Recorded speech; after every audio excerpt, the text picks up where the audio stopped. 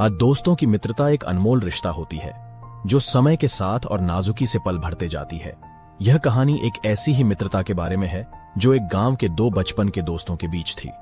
रामू और श्यामू नामक दो छोटे से गांव में रहते थे। वे दोनों पढ़ाई में भी एक दूसरे के साथ थे और साथ में हर कदम पर एक दूसरे के साथ खेलते थे। उनकी मित्रता का बंध इतना मजबूत था कि एक बिना दूसरे के रहने की कल्पना भी नहीं की जा सकती थी।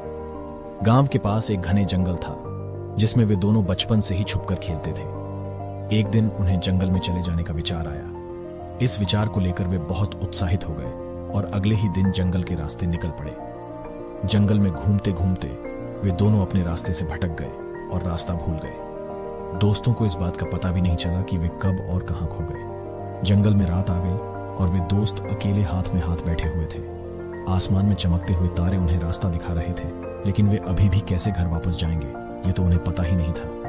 रामू ने श्यामू के हाथ को पकड़ते हुए कहा, दोस्त, हमें घर वापस जाना चाहिए। इस अंधेरे में हम रास्ता नहीं ढूंढ पा रहे हैं। श्यामू ने उसे प्यार से मुस्कुराते हुए कहा, रामू, चिंता मत कर, हमारी दोस्ती हमें सफलता दिला सकती है। फिर वे दोनों अपने दोस्ती के बल पर अंधेरे जंगल में आगे बढ़ने लगे। धीरे धीरे रास्ता साफ होने लगा और उन्हें अपने गांव के पास पहुंच जाने की खुशी हुई। वे दोस्त अपने गांव में वापसी का जश्न मना रहे थे जब उन्होंने समझा कि दोस्ती का सही मतलब असली मित्र को पास पाने में है। जंगल में हुए उन्हें एक सीख भी मिली कि सच्चे मित्र एक दूसरे के साथ हर पल खड़े रहते हैं। इस तरह रामू और श्यामू की दोस्ती और भी मजबूत हो गई और उन्होंने साथ मिलकर अपने जीवन के हर मोड़ पर एक दूसरे का साथ नहीं छोड़ा।